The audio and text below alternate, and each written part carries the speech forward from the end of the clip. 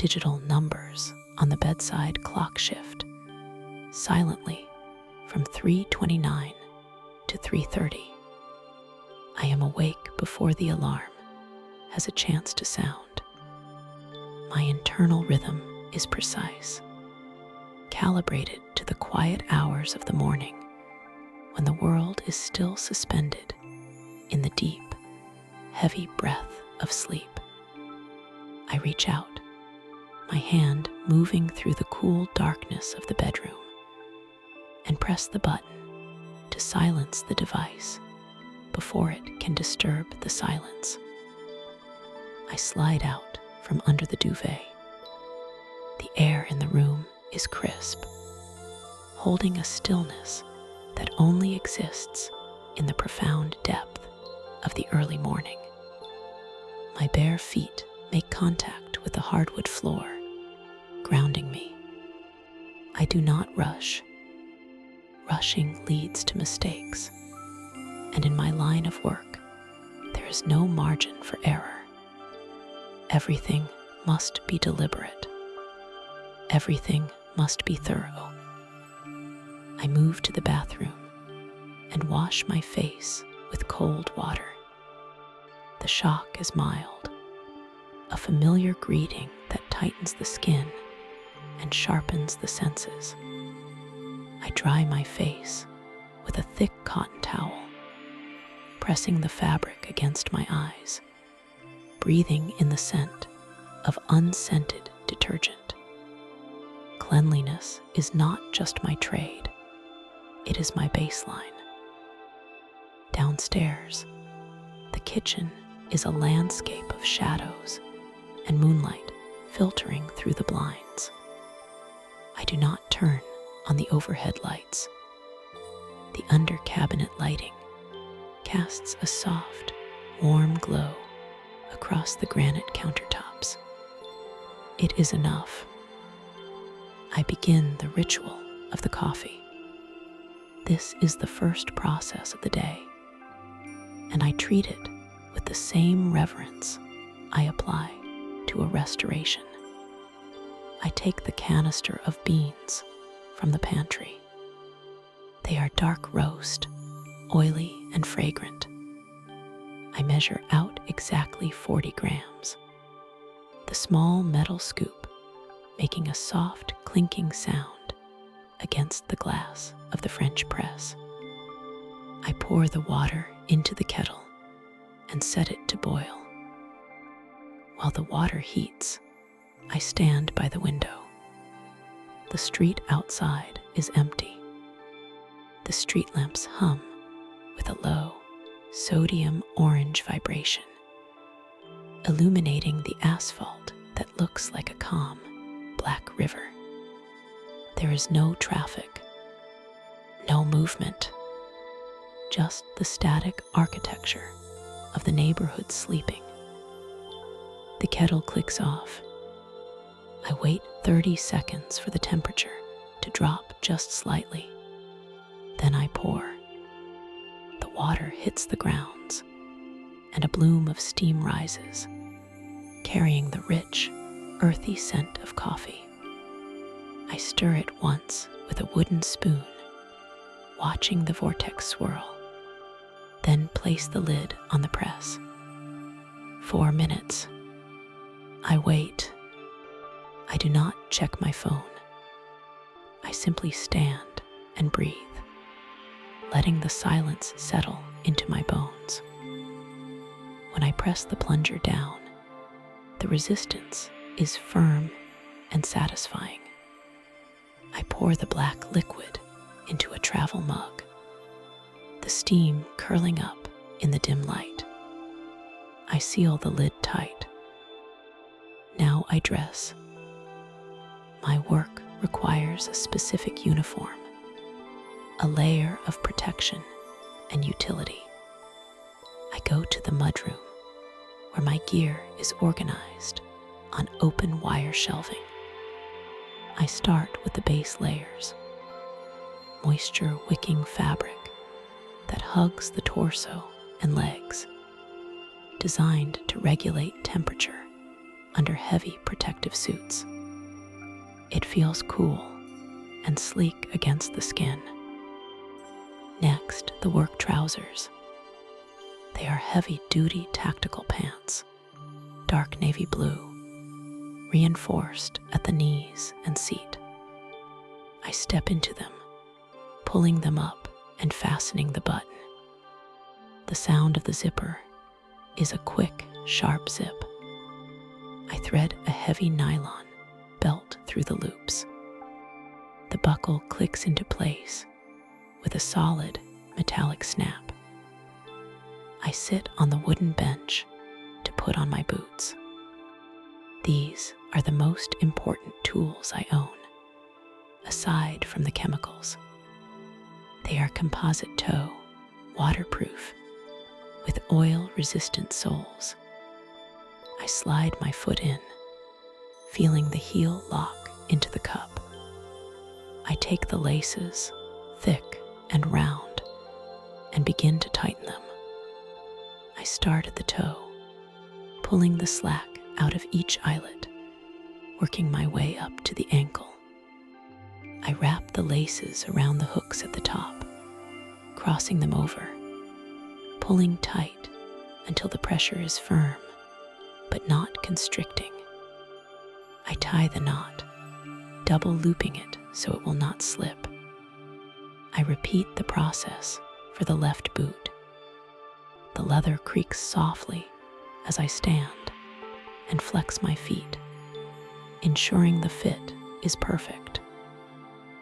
I put on a black polo shirt, tucking it in neatly. On the left breast, my name is embroidered in silver thread. On the right, the company logo, a simple shield. I check my pockets. Phone, keys, a small, high-lumen flashlight, a multi-tool. Everything has a place. I pick up my duffel bag. It is heavy, packed with my personal respirator, filters, and a change of clothes. I lift it by the handle, feeling the familiar weight strain my forearm muscles pleasantly. I grab the travel mug. I am ready. I step out the front door and lock it behind me. The deadbolt slides home with a heavy thunk. The morning air is colder than the house, smelling of dew and damp concrete. My van is parked in the driveway, a white, unmarked expanse of metal. It is clean, washed yesterday evening. I respect the vehicle. It is the vessel that carries the tools of restoration. I unlock the van. The interior lights flicker on. I place my duffel bag on the passenger seat and set the coffee into the cup holder. I climb into the driver's seat. It is high up, giving me a commanding view of the empty street.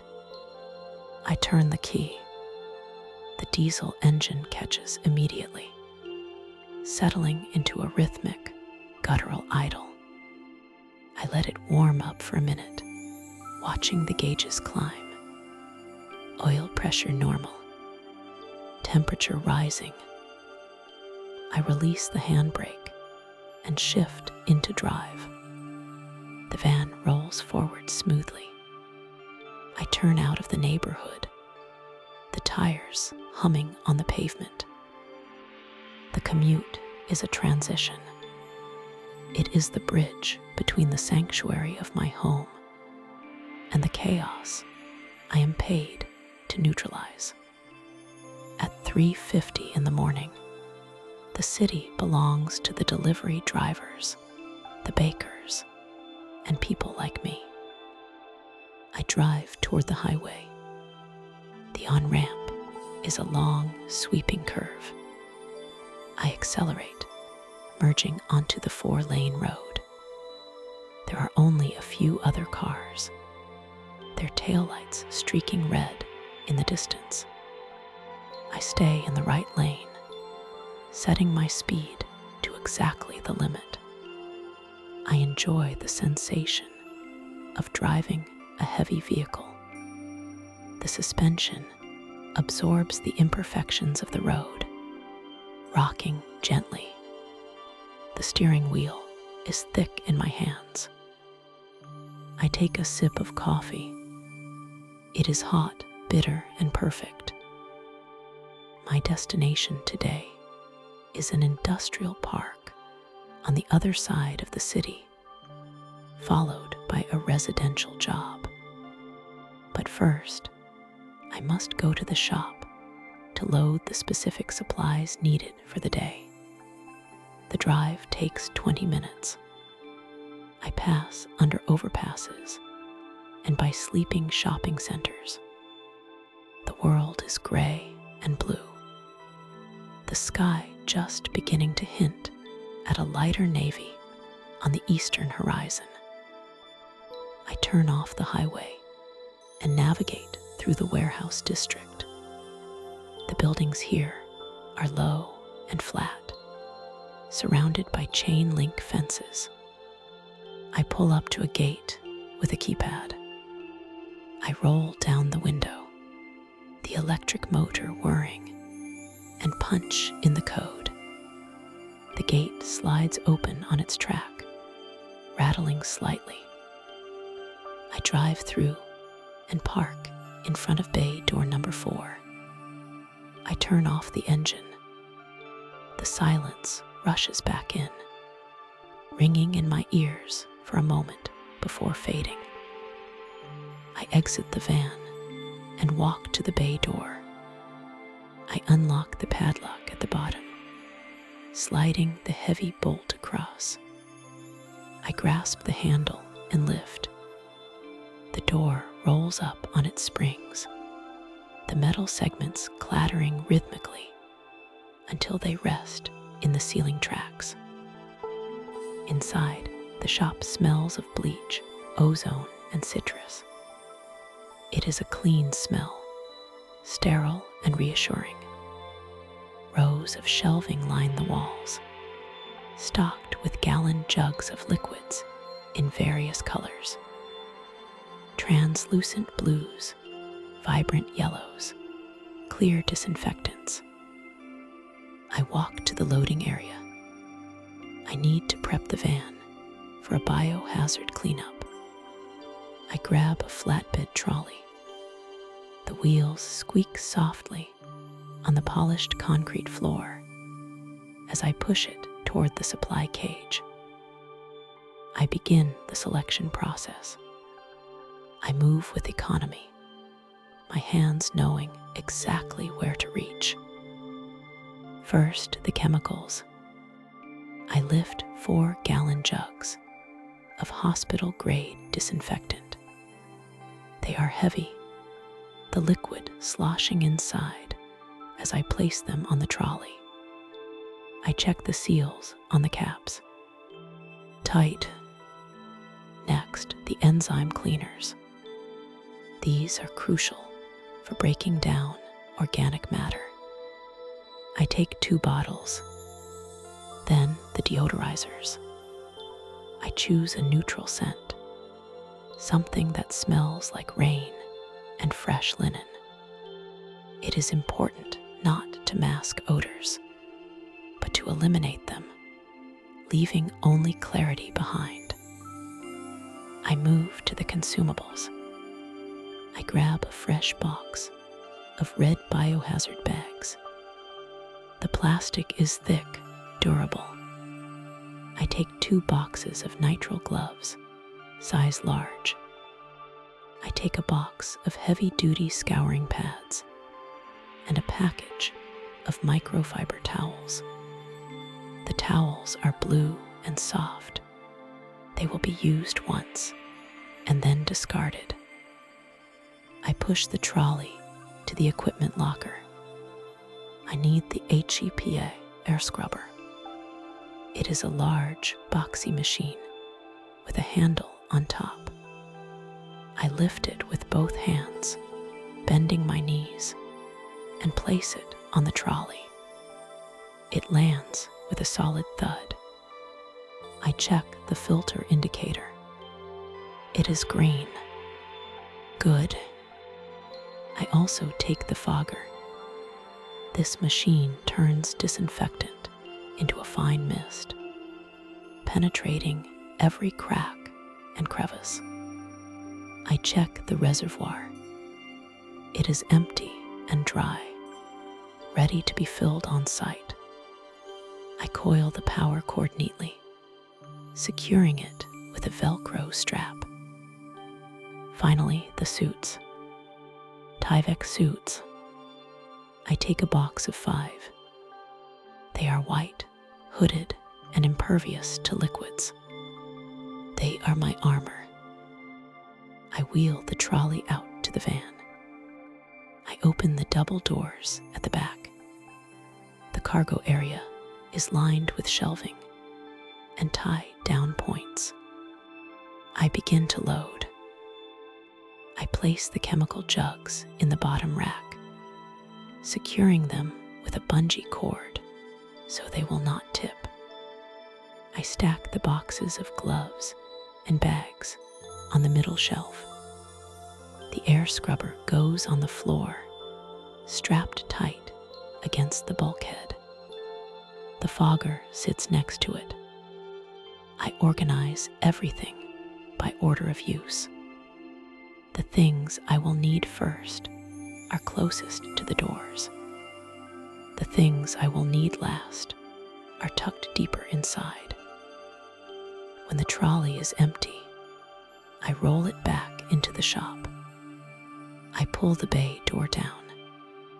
It rattles closed, sealing the warehouse. I lock the padlock. I get back into the driver's seat. The sky is lighter now, a bruised purple color. I check the GPS. The job site is 30 minutes away. A residential address. A single-family home. I start the engine again. The journey continues. As I drive, I mentally rehearse the protocol.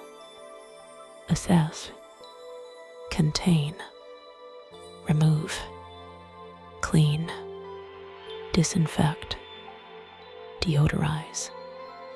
It is a linear path. There is a beginning, a middle, and an end. The chaos of the scene does not matter. The story of what happened there does not matter. All that matters is the process of returning the space to zero. I navigate through the suburbs. The houses here are large, set back from the road with manicured lawns. The streetlights have flickered off. I see a jogger running on the sidewalk, their breath visible in the cool air. A paperboy on a bicycle throws a newspaper onto a driveway. The world is waking up, unaware of the work I am about to do. I turn onto the target street. It is a cul-de-sac. Quiet, respectable. I slow the van down, scanning the house numbers. 24, 26, 28. There it is, number 30. It looks like every other house on the block. Beige siding, dark shutters, a 2-car garage. The only difference is the stillness. There are no lights on inside. The curtains are drawn tight. I pull into the driveway, backing the van in so the rear doors are facing the garage. This is for discretion and efficiency. I want the path from the house to the van to be as short as possible. I put the transmission in park and set the handbrake. The engine idles for a moment, then I turn it off. The silence returns, heavier this time. I sit for a moment in the cab. I finish the last sip of my coffee. It is lukewarm now, but still provides a jolt of caffeine. I take a deep breath, filling my lungs, and exhale slowly. I am calm. I am prepared. I open the door and step out. The air is still chilly. I walk to the back of the van and open the rear doors. The supplies are waiting, organized and ready. I take my personal kit from the passenger seat. I sit on the back bumper of the van to change my shoes. I remove my heavy driving boots and place them in a plastic bin. I put on a pair of slip-on work shoes that will be worn only inside the suit. I stand up and reach for the box of Tyvek suits. I pull one out. The material crinkles softly, like paper but stronger. I step into the legs, pulling the suit up over my trousers. It is baggy, designed for movement. I pull the sleeves over my arms. I do not zip it up yet. I take a pair of nitrile gloves from the box. I blow into them to open them up. A sharp puff of air. I slide my hands in. The rubber snaps against my wrist. I pull the cuffs of the suit over the gloves. I walk to the front door of the house. I have the key code provided by the property manager. I punch the 4 digits into the lock. 1, 9, 8, 4. The mechanism whirs and the deadbolt retracts. I turn the handle and push the door open. I do not step in immediately. I stand at the threshold, letting the atmosphere of the house meet me. The air inside is stagnant. It holds a weight. There is a faint, metallic scent, mixed with the musty smell of a house that has been closed up for days. It is not overpowering, just present. A signal. I step inside onto the entryway tile. I close the door behind me. The sound of the latch clicking is loud in the empty hallway. I reach for the light switch on the wall. I flip it up. The chandelier overhead flares to life, casting bright, artificial light onto the scene. I am in a hallway. To my left is a living room. To my right, a staircase. The job is upstairs. I walk back to the van to get the first wave of equipment. I grab the roll of red biohazard tape and the camera. Before I touch anything, I must document. I return to the house. I walk up the stairs. The carpet is thick, muffling my footsteps. I reach the landing. There are 3 doors. 2 are closed. 1 is open. I approach the open door.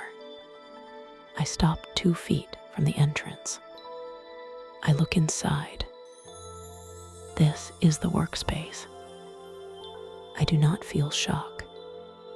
I do not feel revulsion. I see geometry. I see physics.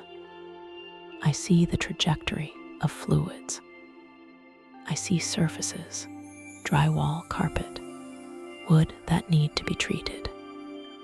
I see a problem that has a solution.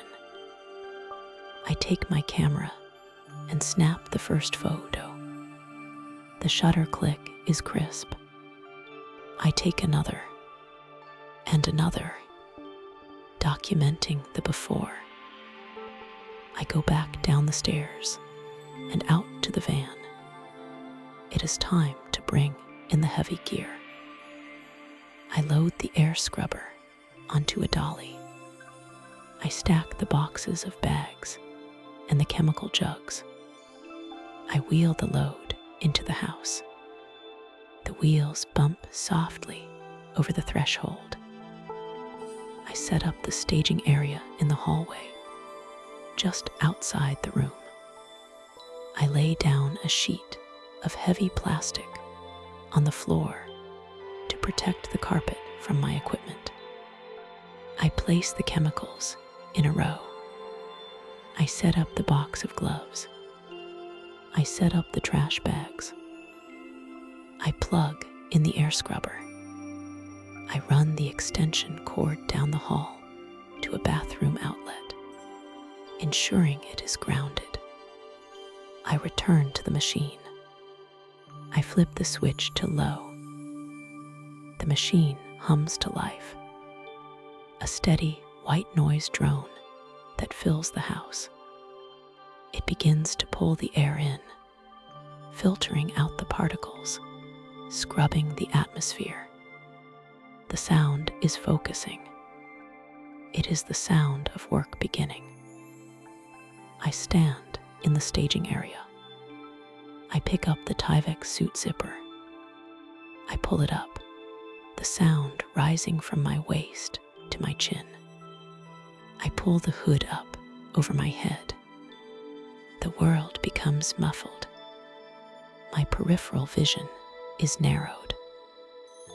I take my respirator from its bag.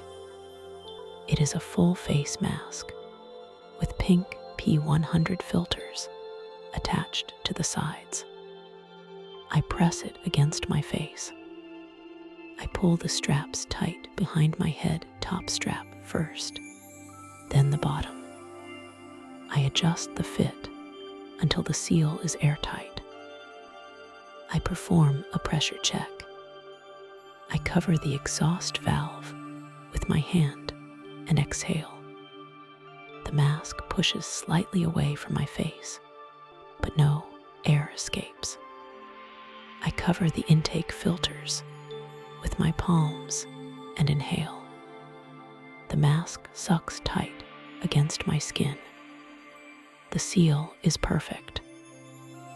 Now, the only sound I can hear is the rhythmic rush of my own breathing and the distant, steady hum of the air scrubber. I put on a second pair of gloves over the first, double layer. I pick up a biohazard bag and a scraper. I turn toward the open door. I am sealed. I am protected. I am competent. I cross the threshold into the room. The work begins. The threshold is the dividing line. Before I cross it, I am just a person in a hallway. Once I cross it, I am an instrument of restoration. But first, the armor. I stand in the designated clean zone, a small staging area we have established just outside the room. My partner, Elias, is already beside me. We do not speak. We do not need to. We have performed this dance 1,000 times, and the choreography is etched into our muscle memory. I reach for the box of Tyvek suits. The material is cool and smooth, folded into a tight, dense rectangle. I shake it out, and the sound is crisp, like the snapping of a fresh sail catching a sudden wind. I step into the legs, the elastic cuffs hugging my ankles. I pull the suit up, the white fabric rustling softly against my work clothes. It is light, yet impenetrable. I slide my arms into the sleeves, extending them until the cuffs snap against my wrists. I find the zipper tab at my navel. I pull it upward in one long, unbroken motion. The sound is a high-pitched zzz zip, a note of finality. I am sealed in. Next, the booties. I prefer the ones with the traction grip on the bottom. I pull them over my work boots. They fit snugly. I stomp my left foot, then my right, testing the grip against the hardwood of the hallway. Solid, no slip. Then the gloves. First, a pair of black nitrile, heavy duty. I stretch the opening, blowing a quick puff of air into the fingers to expand them, and slide my hand inside. The latex snaps against my skin. I interlace my fingers and squeeze, ensuring the fit is skin tight. There can be no loose fabric, no loss of dexterity. Over these, I pull a second pair, this one blue. Double gloved, always. Finally, the respirator. It is a full face piece, the lens polished and scratch-free. I hold it up to the light, checking the seals. I press it against my face. The silicone creates a suction cup effect against my skin. I pull the straps behind my head, tightening the lower ones first, then the upper ones, ensuring equal tension. I place my palms over the intake filters and inhale sharply. The mask collapses against my face. The seal is perfect. The world changes now. The ambient noise of the house, the refrigerator humming downstairs. The wind against the window fades away, replaced by the rhythmic, oceanic sound of my own breathing. In, out, in, out. It is a sound of isolation, but also of focus. It is the metronome for the work to come. I nod to Elias. He nods back. We pick up our kits. We cross the threshold. The room is still. The air here is heavy, but the respirator filters scrub it clean before it reaches my lungs. I smell nothing but the faint, rubbery scent of the mask itself. We begin with the assessment, though we already know the plan. We work in a grid. I take the left side, Elias takes the right. We start with the removal of the compromised materials. Today it is carpet, a heavy plush beige pile that has absorbed the history of the event. I kneel. The floor is my workbench now. I unholster my utility knife.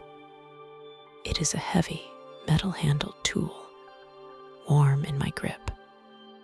I slide the thumb toggle forward, and a fresh, razor-sharp trapezoid of steel extends with a click. I do not hack. I do not tear. I cut with surgical precision.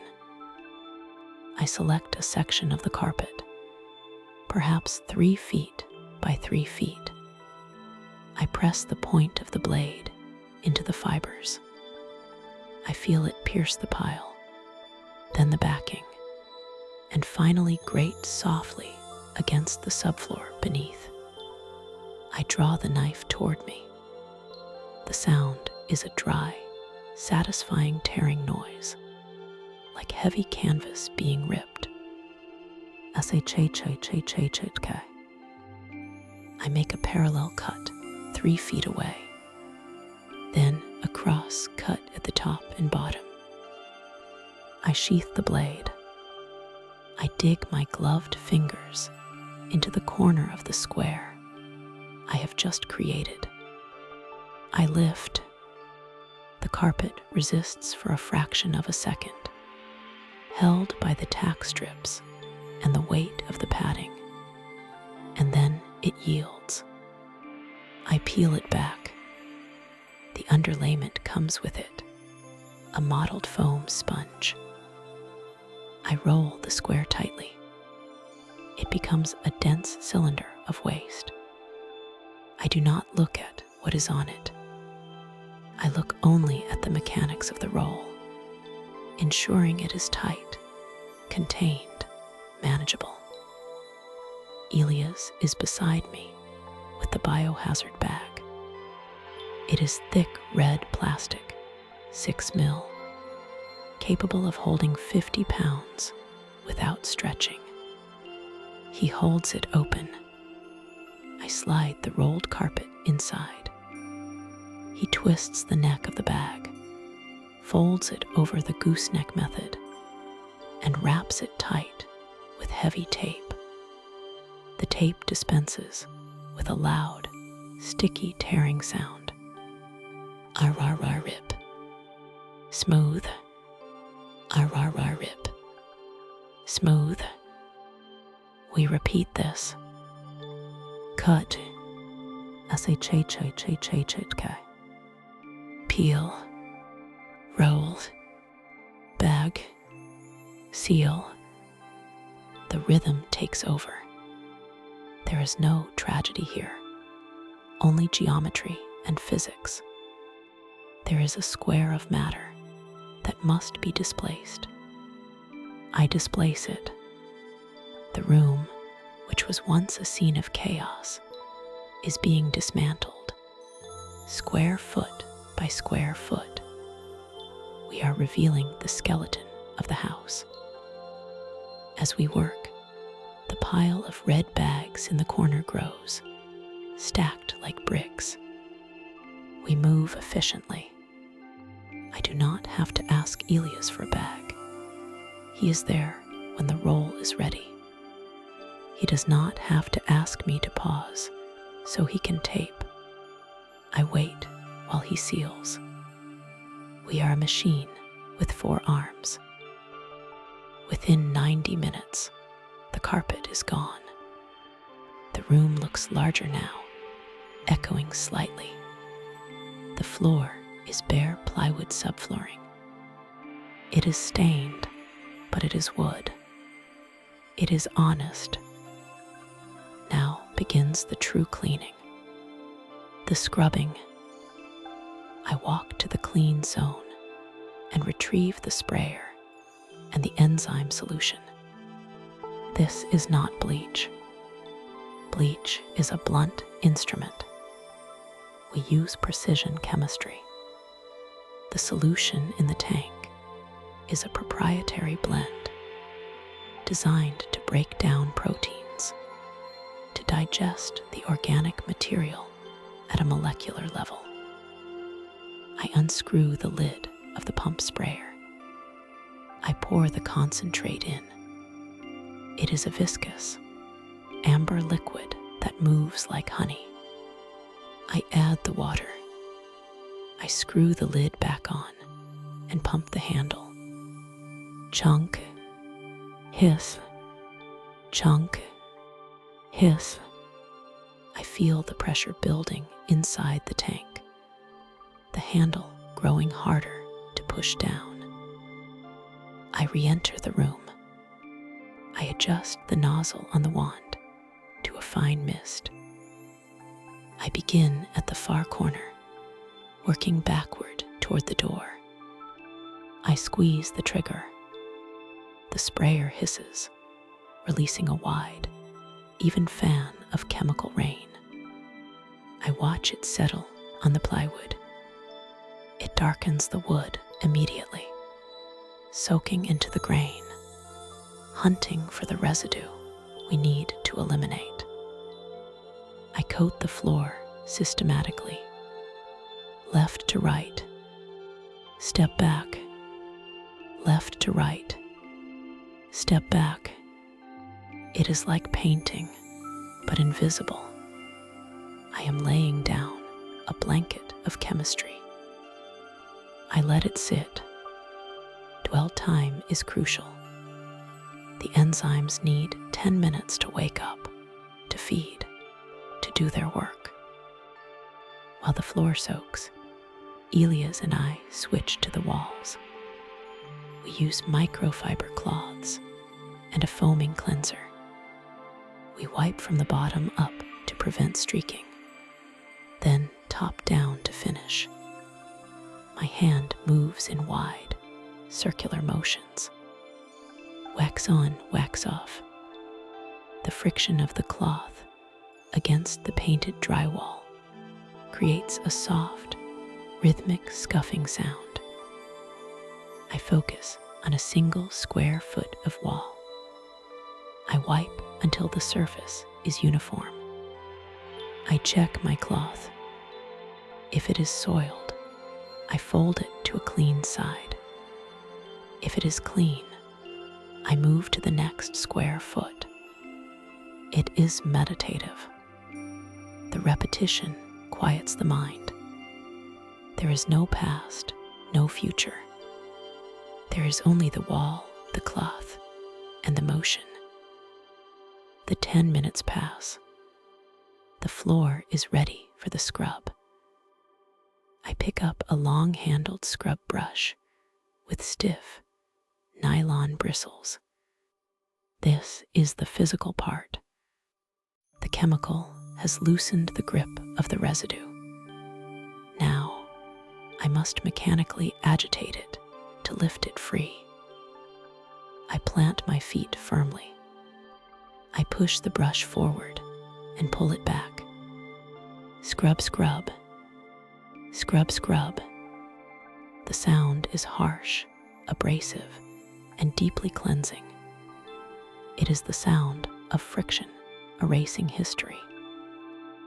I work a small section, perhaps 2 feet wide.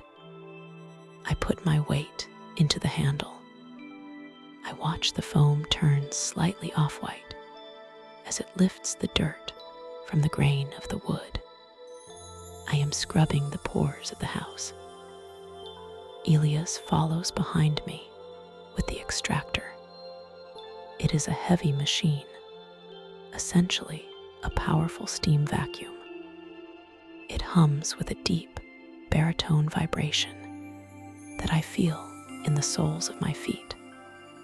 He runs the wand over the area I have just scrubbed. The machine injects hot water and instantly sucks it back up, taking the chemical, the enzymes, and the residue with it. The nozzle of the extractor is clear plastic. I watch the water rush up the tube. It starts murky, dark. Elias runs the wand over the same spot again. The water clears. He runs it a 3rd time. The water is crystalline. That is the moment of satisfaction, the visual confirmation of clean. We move across the room in a slow, coordinated line. Scrub, extract, scrub, extract. My shoulders burn pleasantly with the exertion. It is good work, honest work. The temperature inside the suit rises, a humid microclimate of my own making, but I do not mind. It keeps me loose. It keeps me fluid. Time distorts in the suit. I do not look at a clock. I measure time in square feet. Half the room is done. Then 3/4. Then we are backing out of the doorway, the extractor sucking up the last of the moisture at the threshold. We stand in the hallway and look back. The room is transformed. The carpet is gone. The walls are wiped. The subfloor is damp, clean, and smelling faintly of citrus and sterile saline. The heavy atmosphere is gone, replaced by the neutral, hollow feeling of an empty room waiting for a new purpose. But we are not done with the morning. There is one final step before we break. The ceiling. The wood of the subfloor, now clean, is porous. It remembers. To ensure that it never releases anything back into the air, we must lock it down. We use a shellac-based primer, a sealant that blocks odors and stains permanently. I shake the can. The metal ball inside rattles loudly. Clack, clack, clack. I pry the lid off with a flathead screwdriver. The smell is sharp, solvent-heavy, cutting through even the faint, lingering scent of the enzyme cleaner. I pour the white, milky liquid into a paint tray. It is thinner than paint, splashing slightly against the plastic ridges. I take a roller on an extension pole. I dip it into the well of the tray, rolling it back and forth on the ramp to load the nap evenly. The roller creates a wet, squelching sound. I step back onto the damp floor, wearing fresh booties now, and begin to roll. This is the most satisfying visual of the day.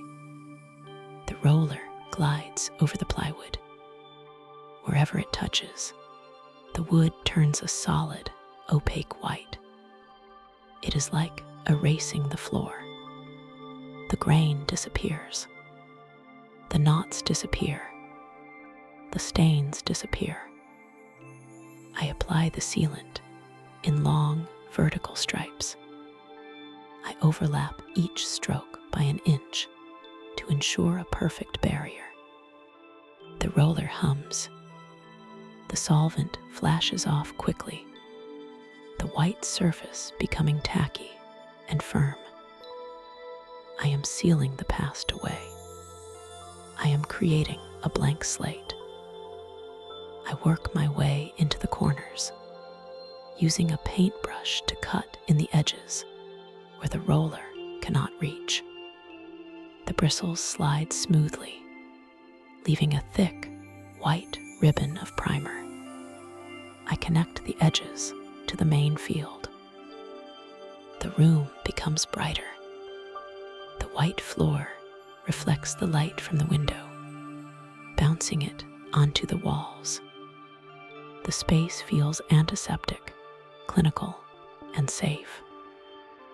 I reach the door again.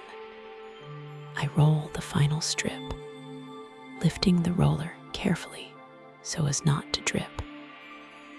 I stand back. The entire floor is a pristine sheet of white. It looks like a fresh canvas. It looks like nothing ever happened here. I place the roller in the tray.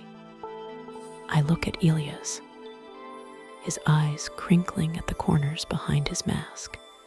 Tell me he is smiling, or at least satisfied. We have reached the midpoint. The destruction is finished.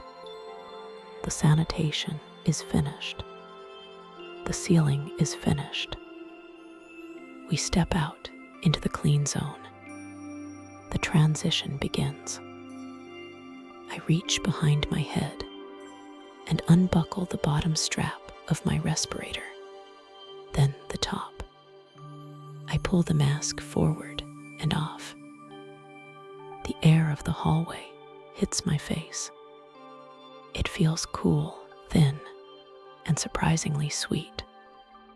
I take a deep breath through my nose, smelling the dust of the old house, the faint scent of coffee from the kitchen downstairs, the smell of the real world.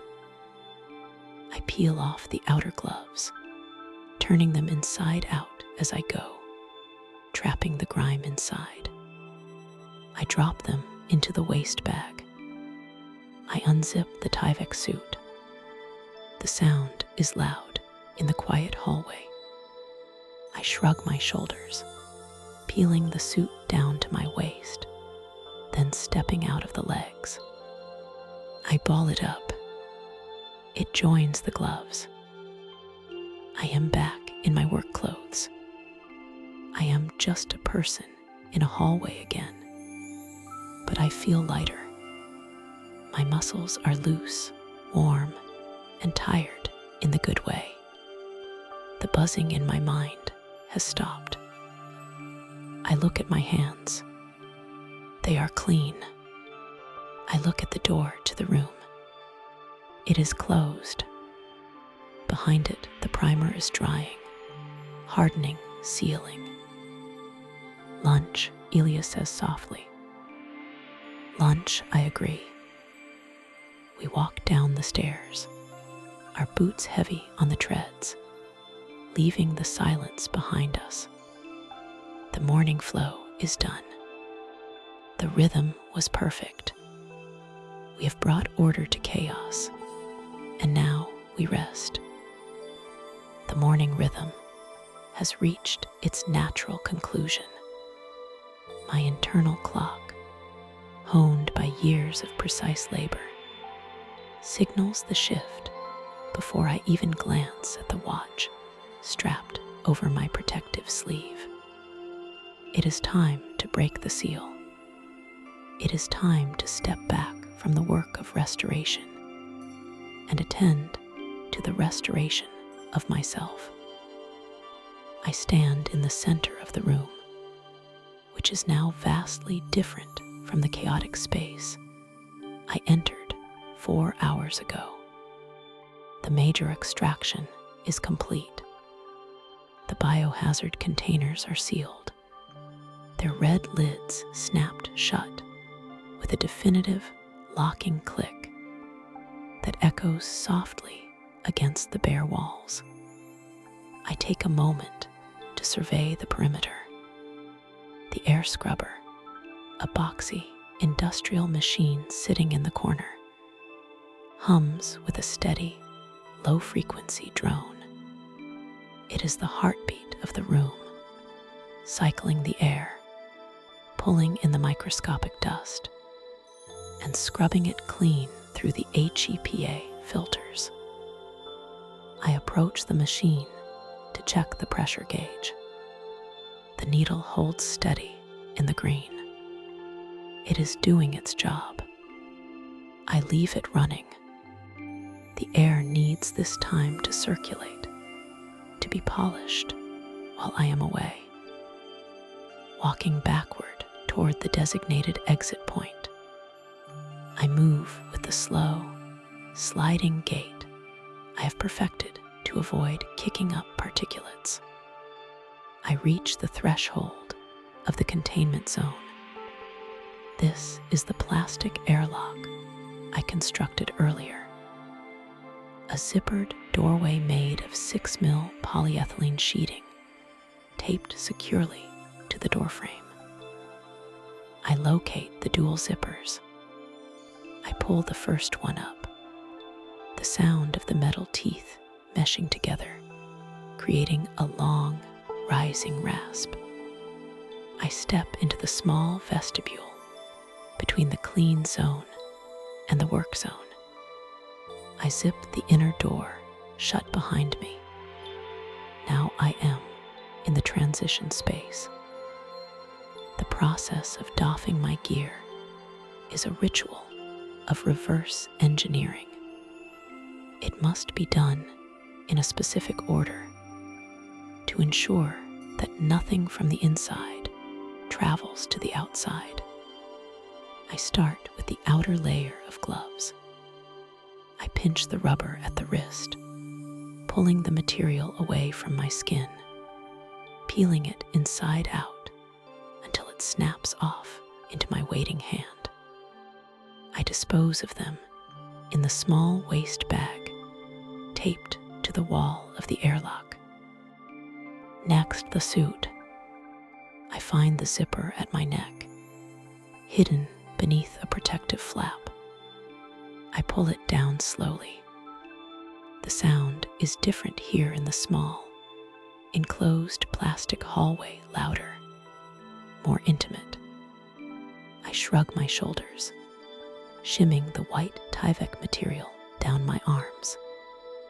It rustles like dry autumn leaves. I roll the suit outward as I push it down, trapping the exterior surface inside the roll, turning it into a tight, white bundle around my ankles. I step out of it, one boot at a time, balancing carefully.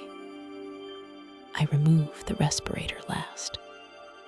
I unhook the bottom strap at the nape of my neck, then lift the head harness. The rubber seal breaks its suction against my face with a soft pop. The air in the hallway tastes different. It is thinner, cooler, lacking the faint, metallic tang of the cleaning chemicals, replaced by the scent of old wood and dust characteristic of this hallway. I place the respirator in its designated bin. I sanitize my hands with a generous pump of gel, rubbing them together until the friction generates heat, working the alcohol between every finger, over every knuckle. I step out of the airlock and into the hallway. The house is quiet. The morning sun has shifted, the beams of light now angling longer across the floorboards. I walk to the front door, my boots thudding softly on the carpet. I unlock the deadbolt, turn the handle, and step out into the afternoon. The sensation of the outside world is immediate and grounding. The air is crisp, carrying the scent of damp earth and distant rain. The sky is a flat slate gray, diffusing the light into a soft, shadowless glow. It is the perfect light for resting the eyes. I walk down the driveway to my van.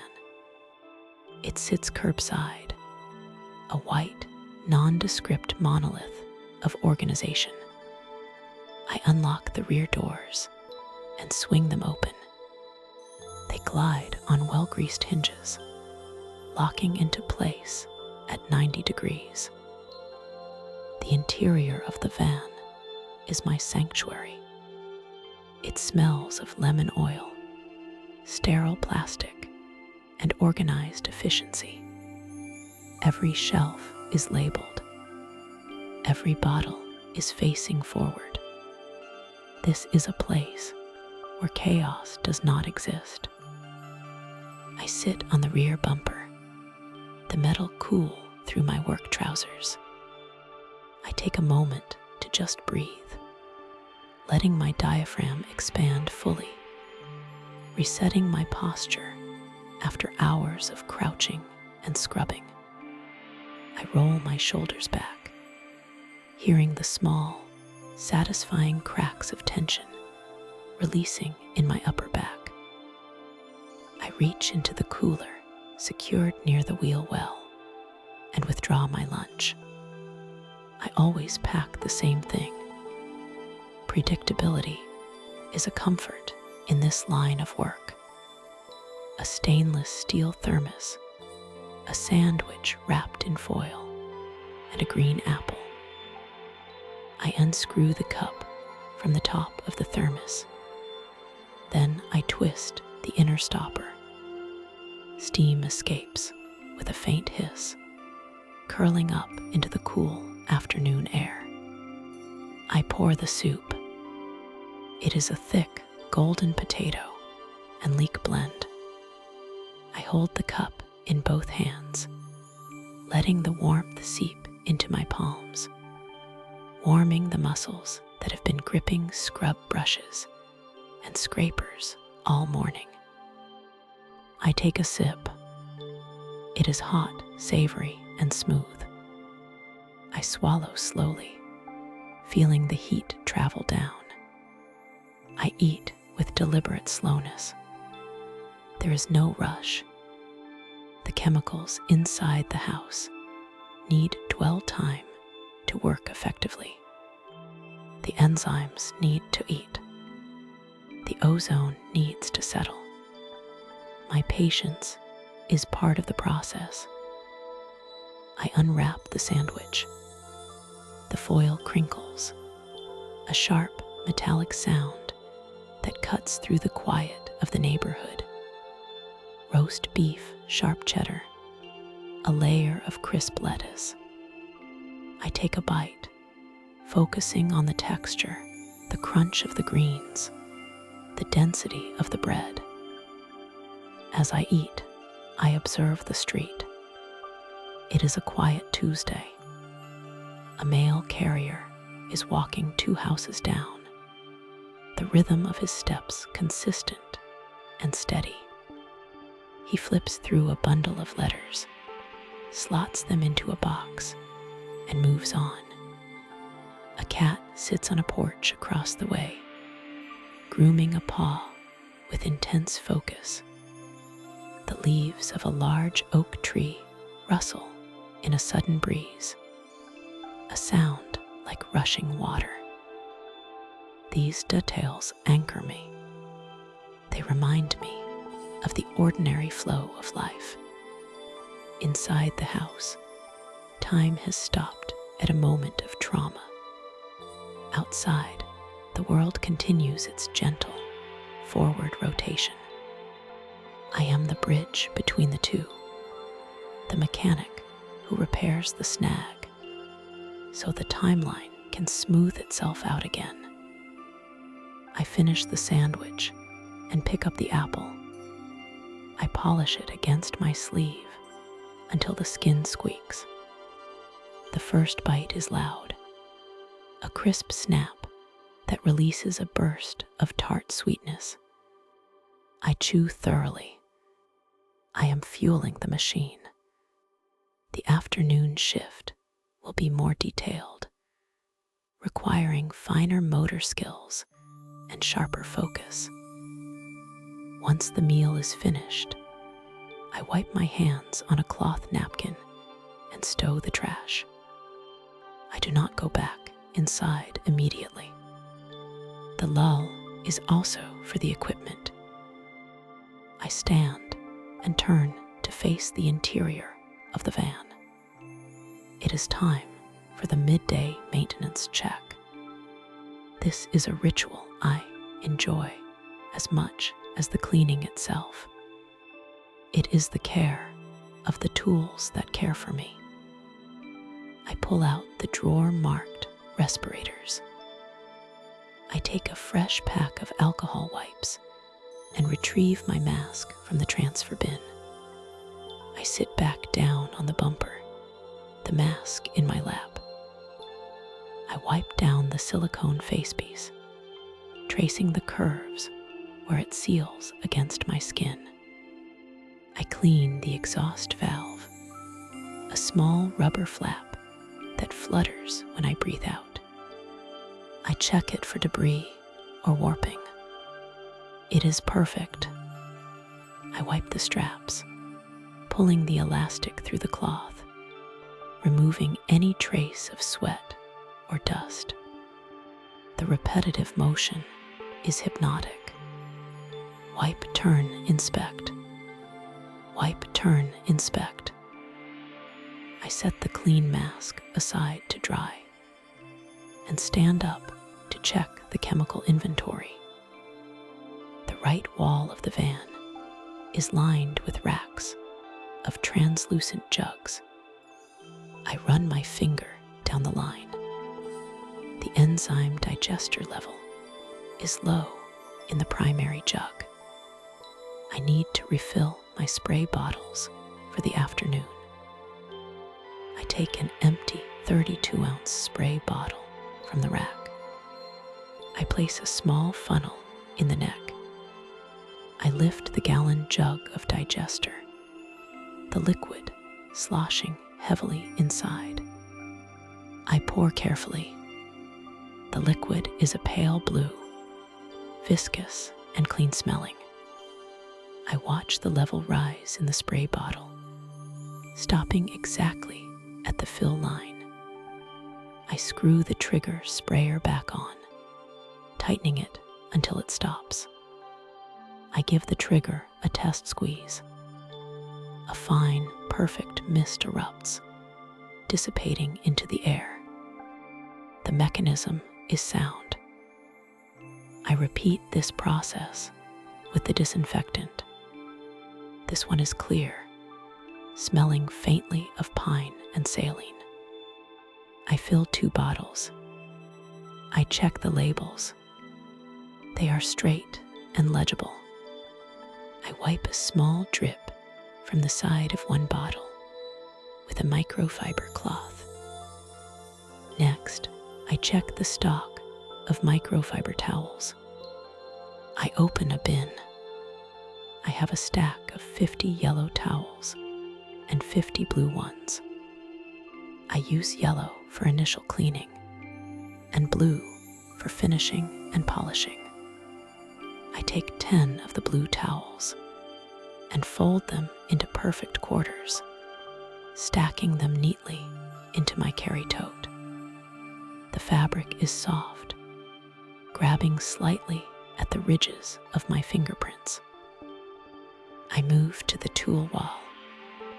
I inspect the scrapers. I run my thumb carefully along the edge of a 4-inch razor scraper. It feels dull. I unlock the blade holder, sliding the old metal rectangle out and dropping it into the sharps container mounted on the wall. I take a fresh blade from the dispenser. It slides into the holder with a metallic sheeing sound. I lock it down. Now it is ready to lift even the most stubborn residue from the subfloor. I check the battery levels on my portable lights.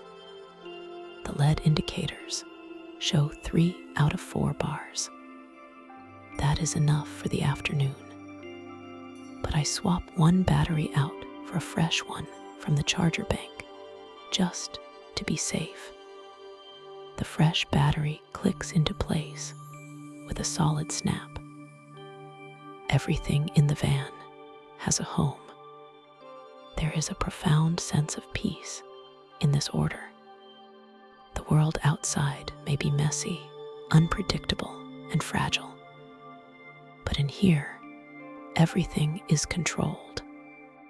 Every problem has a solution. Every spill has a solvent. Every surface can be returned to neutral. I look at my watch. 45 minutes have passed. The break is nearly over. The lull is fading, replaced by a low-level hum of anticipation for the work to come. I take a bottle of water and drink deeply, hydrating for the hours ahead where I will be sealed in the suit again.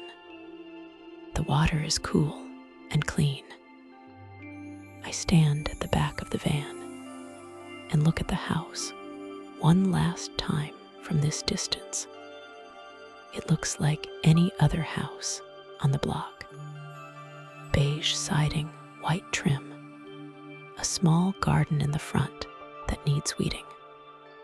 No one walking by would know what happened in the back bedroom.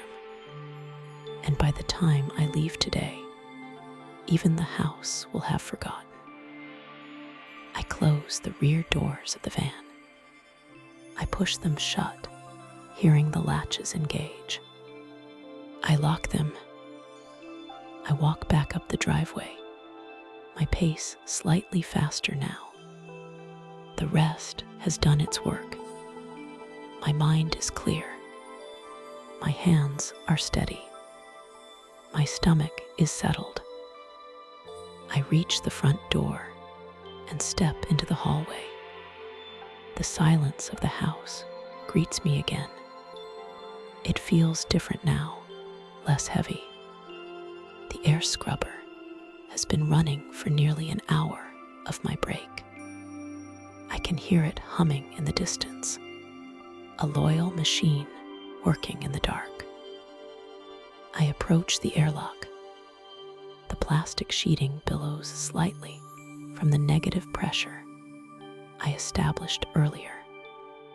It is sucking inward, indicating that the seal is tight and the airflow is correct. I step into the vestibule. It is time to suit up again.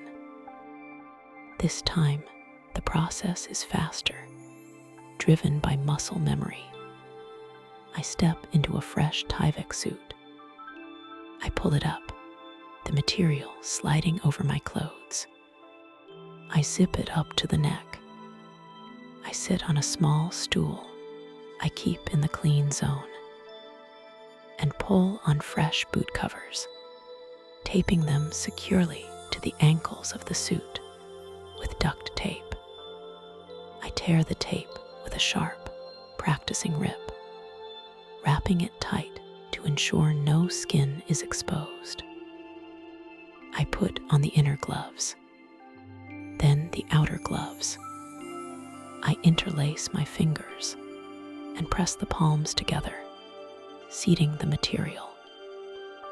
I pick up the respirator I just cleaned. It feels cool against my face.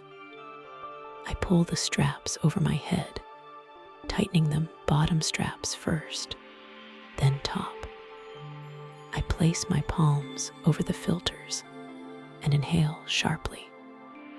The mask sucks tight against my face. The seal is perfect. I stand up. I check my pockets.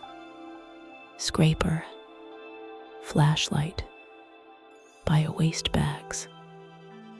I reach for the zipper of the inner airlock door. I am no longer just a person on a lunch break.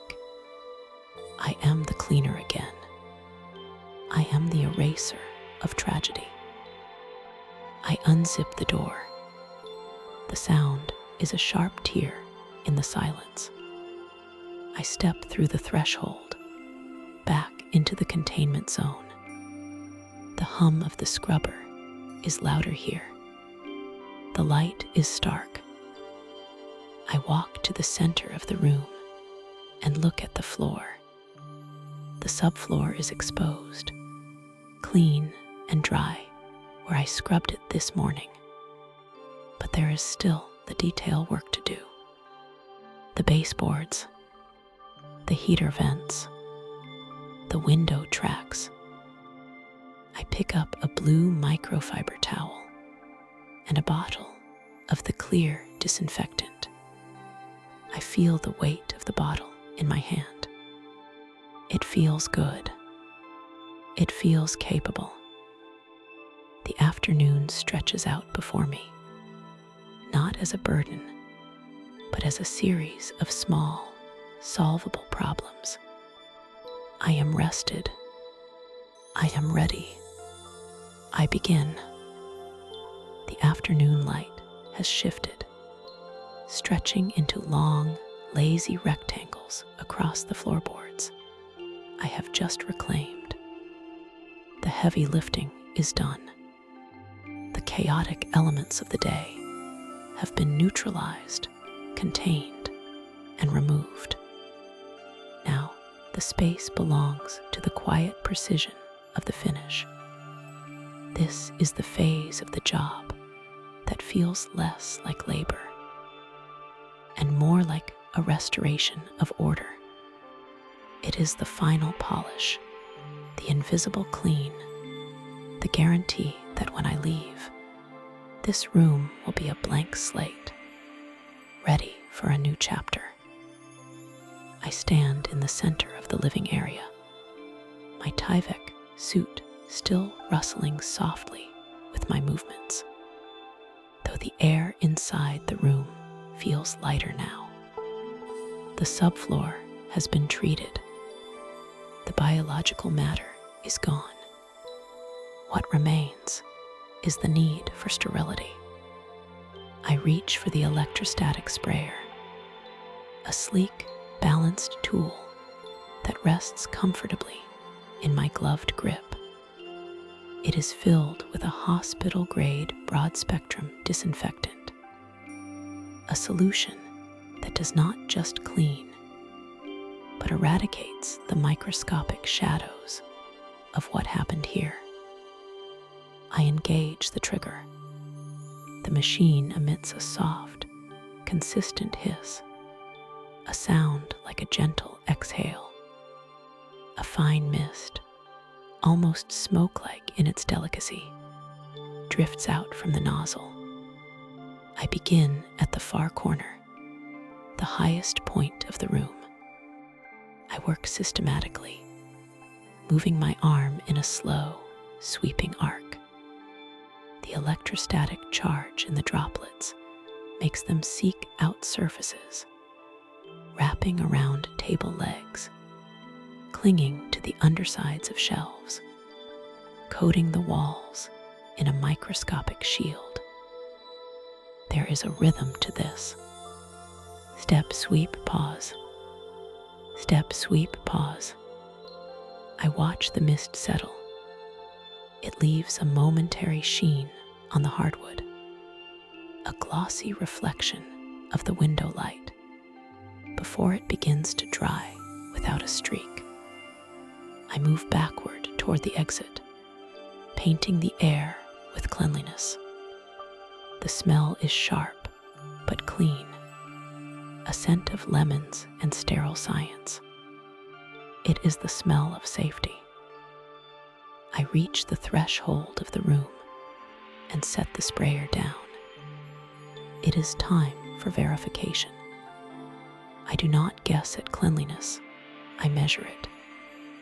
I pick up the ATP meter, a handheld device the size of a remote control. It measures adenosine triphosphate, the energy molecule found in all living cells. If there is anything left on these surfaces, bacteria, organic residue, anything, this machine will find it. I take a sterile swab from its plastic casing. The snap of the seal is crisp in the quiet room. I draw the swab across a 4-inch square of the floor I have just treated. I place the swab back into the tube, snap the valve to release the reagent, and shake it gently. The liquid turns a pale blue. I slide the tube into the meter and press the test button. I wait. The screen blinks. A 10-second countdown. I breathe steadily behind my respirator, watching the numbers tick down.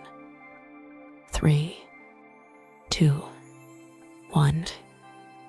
The number 0 appears on the screen. A perfect reading. A hospital operating room aims for anything under 10. 0 is the number of absolute purity. I feel a deep, resonant hum of satisfaction in my chest. The job is not just done, it is done perfectly.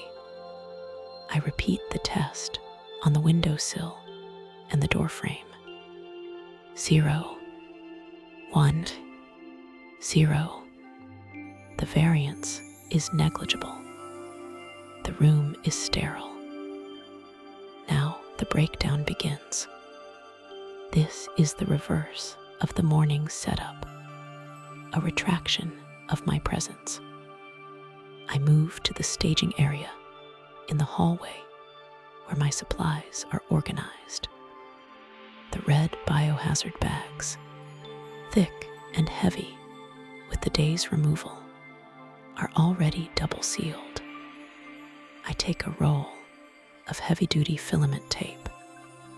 I pull a strip, the sound tearing sharply through the air, and reinforce the neck of the first bag. I create a gooseneck seal, twisting the plastic, taping it, folding it over, and taping it again. It is a knot that will never come undone. I lift the first bag. It has a specific density, a shifting weight, but I handle it with practiced ease. I carry it down the hallway, my boots making soft thuds on the carpet, and out the front door to the waiting transport van. The afternoon air outside is cooler now, carrying the scent of impending evening. I place the bag into the lined medical waste container in the back of the van. I latch the lid. The click of the lock is final. I repeat this process bag by bag, box by box. It is a workout, a steady burn in my shoulders and forearms, but it feels good to physically move the burden away from the home. Back inside, I turn my attention to my tools. I do not put dirty tools away. That violates the code of the craft. I take a pack of disinfectant wipes and clean the housing of the reciprocating saw. I wipe down the pry bar, the hammer, the scraper. Each tool is inspected for damage, cleaned, and then placed into its specific molded slot in the hardshell carrying cases. The satisfying snap of the latches closing is a percussion track to my departure. Click-clack. The saw is secure. Click-clack. The drill is secure. Click-clack. The chemical kit is secure. I stack the cases on the dolly, leaning them back until the wheels engage. I roll them out, the rubber tires humming over the floor, leaving no marks behind. The house is nearly empty of me now. I return for the final step, the ozone generator. Even though the room is clean, memory lingers in the nose. I set the small, boxy metal machine in the center of the room. It will run for 4 hours on a timer, scrubbing the oxygen molecules in the air, neutralizing any phantom odors that might remain. I plug it into the wall. I turn the dial. A powerful fan kicks on, a white noise that fills the void.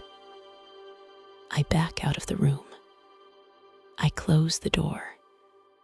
I seal the door jamb with blue painter's tape to ensure the ozone stays contained within that specific zone. I run my thumb along the tape, smoothing it down, ensuring there are no air gaps. It is a straight, blue line of closure. Now the transition. I am standing in the entryway, the clean zone. It is time to shed the second skin. This is a ritual of safety, performed with slow, deliberate movements. I cannot rush this. I unzip the Tyvek suit, the zipper making a long, rising, ZZZZZZZP sound. I shrug my shoulders, peeling the white fabric down. I am careful not to let the outside of the suit touch my inner clothing. I roll the suit outward as I push it down my arms, turning it inside out, trapping any potential contaminants within the folds of the suit itself. I step out of the legs, one at a time, balancing carefully. The suit becomes a tight white ball on the floor. I peel off my outer gloves, snapping the latex inside out, and drop them into the ball. I peel off the boot covers. Everything goes into the final waste bag. I seal it. I am back in my own clothes, now cargo pants and a breathable work shirt. I feel the air against my neck, cool and unrestricted. I remove the respirator last. The straps release their pressure on my head. I take a deep breath of the ambient air. It tastes different than the filtered air I have been breathing for 6 hours. It tastes like the real world. I do a final walkthrough of the hallway and entrance. I check for anything left behind. A stray piece of tape, a glove wrapper, nothing. The floor is pristine. The house is quiet, save for the muffled hum of the ozone machine behind the sealed door. It is peaceful here now. The chaos has been organized into boxes and bags, locked away in my van. The trauma has been scrubbed down to the grain of the wood and erased. I step out onto the porch and pull the front door closed. The lock engages with a solid, heavy thud. I test the handle. It holds. I walk down the driveway to the van.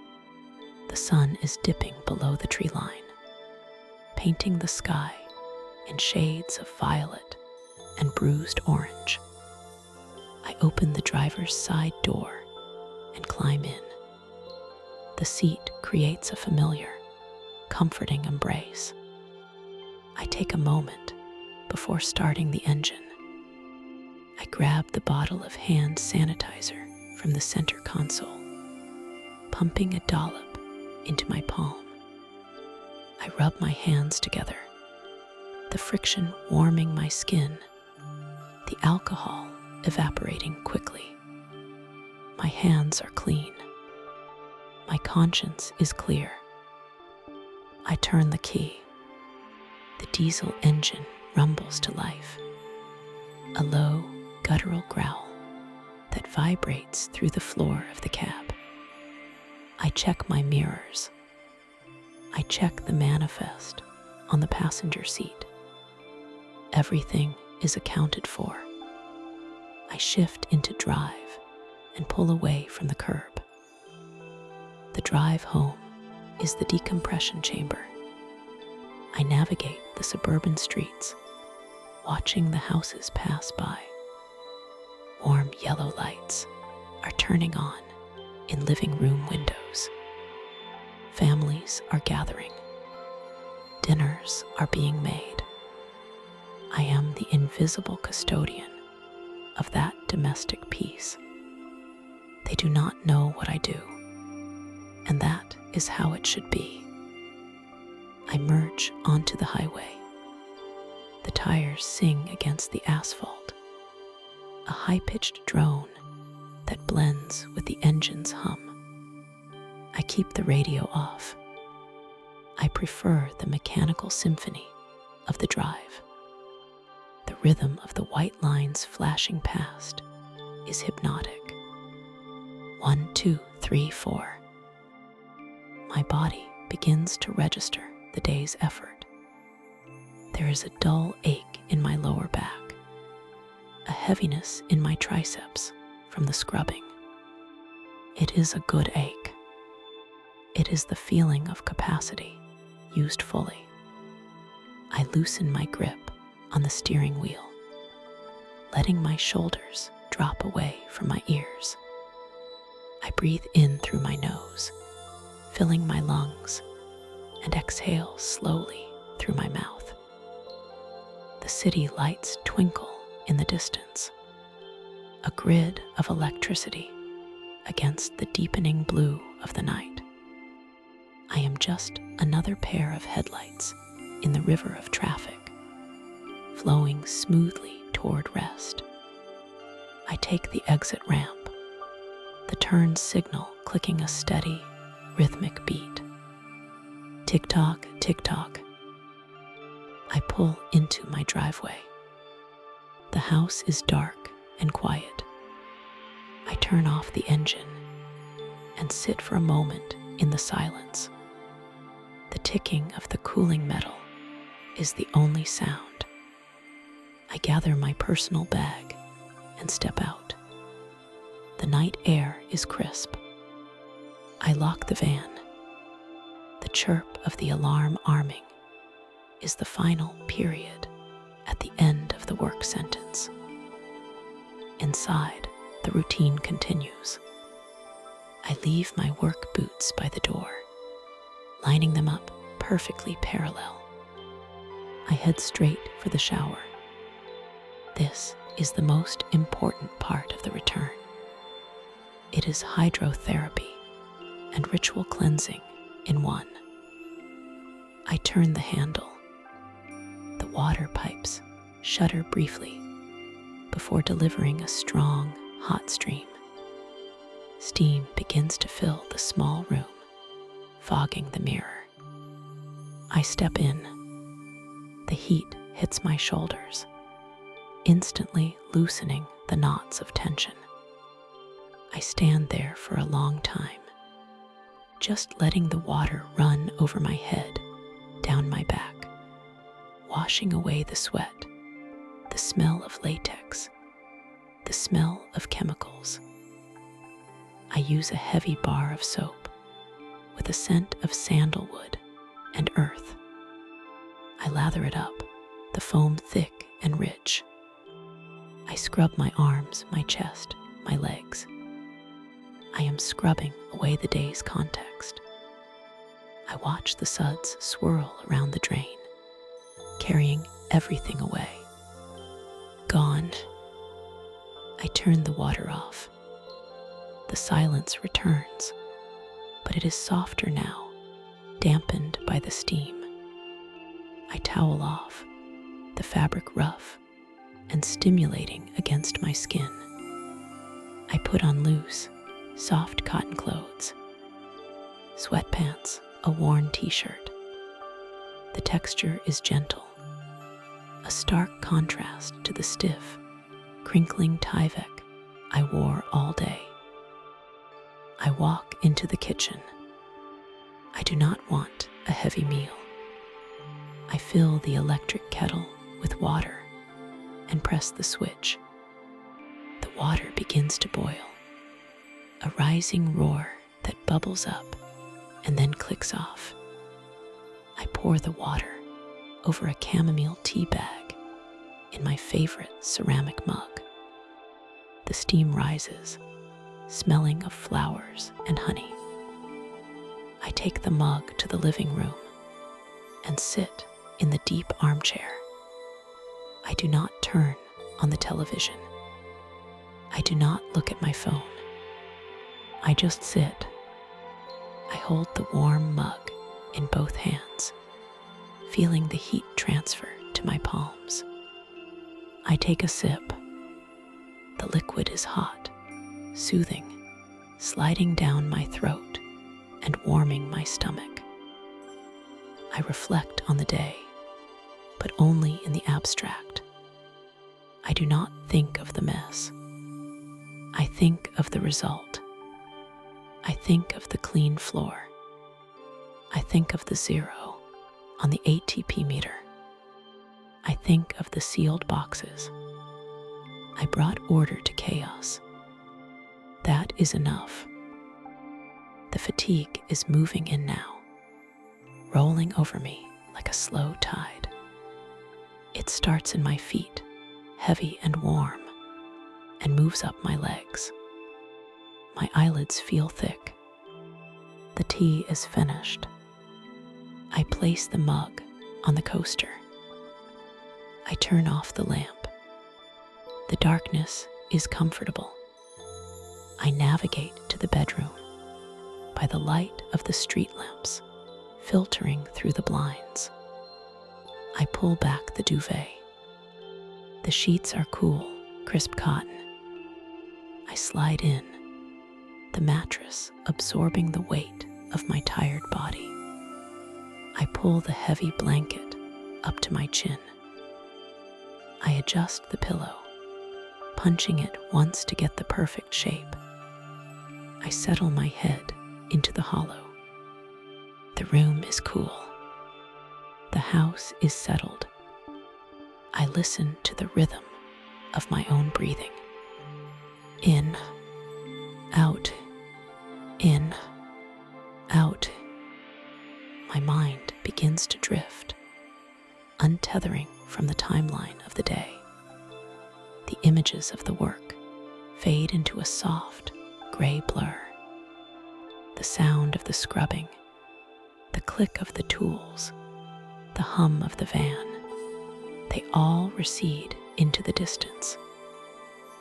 There is only the comfort of the bed, the feeling of a job completed, the security of the lock on the door. My limbs are heavy, sinking deeper into the mattress. The tension in my jaw releases. The space behind my eyes clears. I am clean. The world is quiet. The work is done. Drifting, floating, sleep.